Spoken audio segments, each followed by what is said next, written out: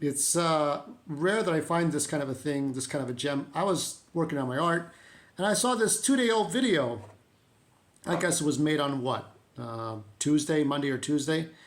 Now, you know Mr. Pat Contry and Mr. Ian Ferguson, the Pat the NES Punk.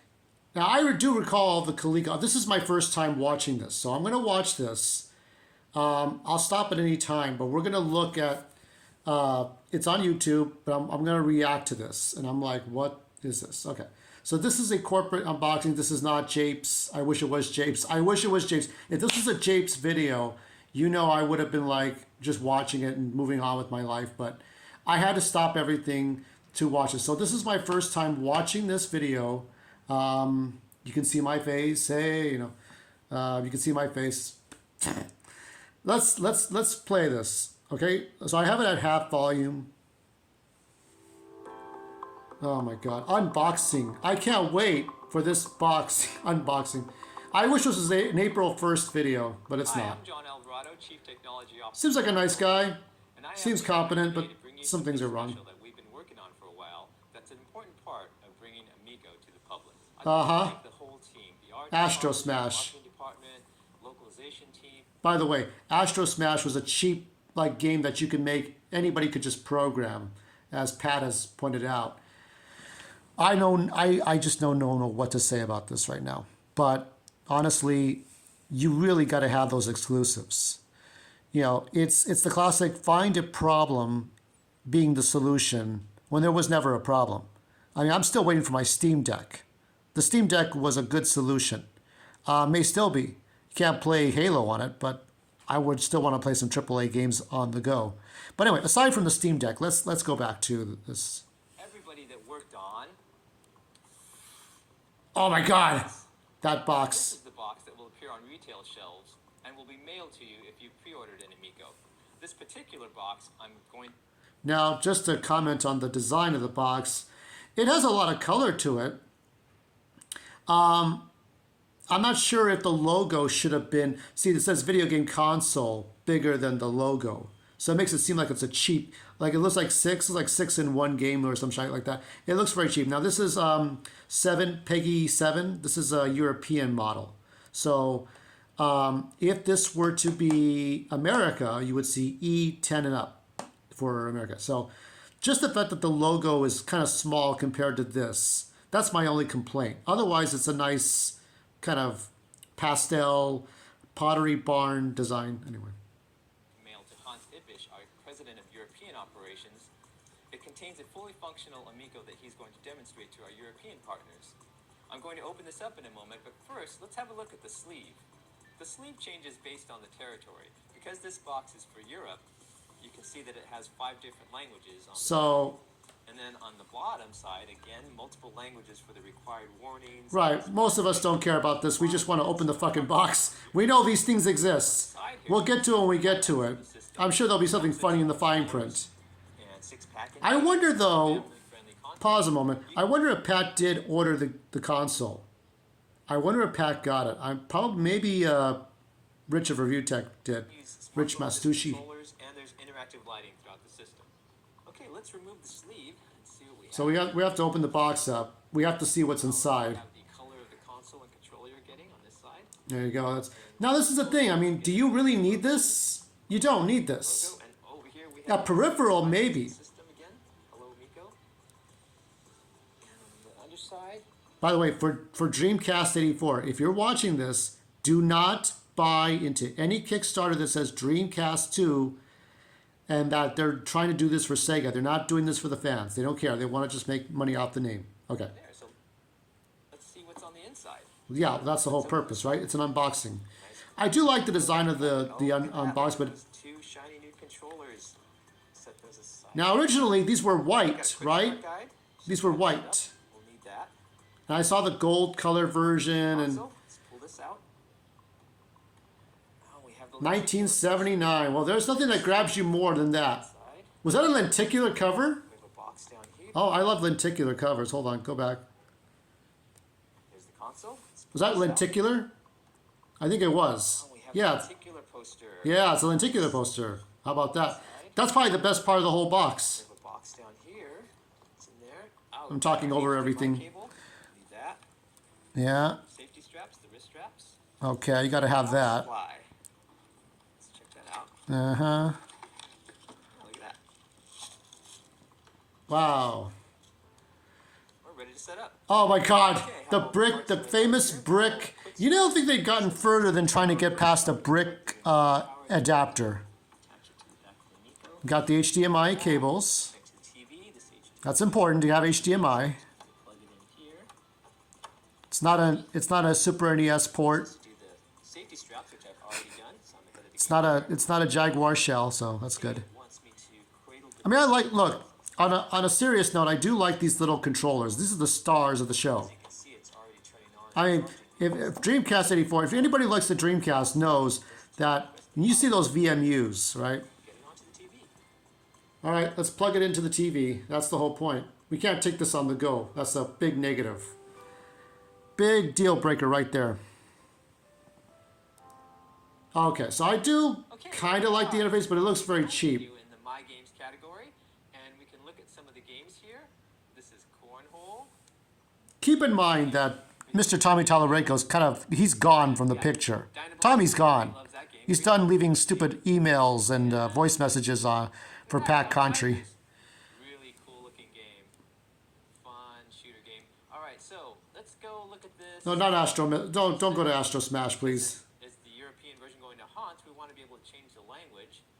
They have lots of different languages in Europe, and German is Haunt's favorite. So let's try German. You can see it. German. Top Und Himmel. and go back Und Fräulein. and see that I'm sure Nerd Alert Games would love to try this. it's all German. Nerd Alert Games is a YouTuber. He has better things to do than to play this. Astro Smash. No. See the buttons there. 9. Language. 9. Great. Okay, so that's 9 is a no. Let's see some other languages. Let's try French. I like French. This is so important. Let's fast forward to this shit. Try that. You can see that it turned. I'm gonna fast forward here. If you want to watch this unedited, I'm not gonna sit here and wait for that shit. Oh yeah, this is very important in any presentation. Just show us languages. We want to get to the games. Show us a game that we can't get anywhere else. Settings, searching for network. So that's very important. You don't want to be lost without network. Networks. Oh, there we go. Go to Starbucks and play it. Just take your TV, take a portable TV with you, right, with the battery power, and plug it in with your stuff, and hopefully the Amico doesn't need battery power, Yay, success. or it does need battery power. All right, so now when we go back, Because you got to go to the store, right, to do all this. okay, so here we are in the store set up. We just have to enter the state and the zip code, so I'm going to put those in on my Oh yes, this is very important. Let's blah blah blah blah. What is that? Wait. Hold on. He's interacting with. So what I'm looking at here is a little key. Oh, that's interesting. Okay, I can't find faults in that. So it's a little digital keyboard. The Switch doesn't have that. 780. I mean, this is the only one.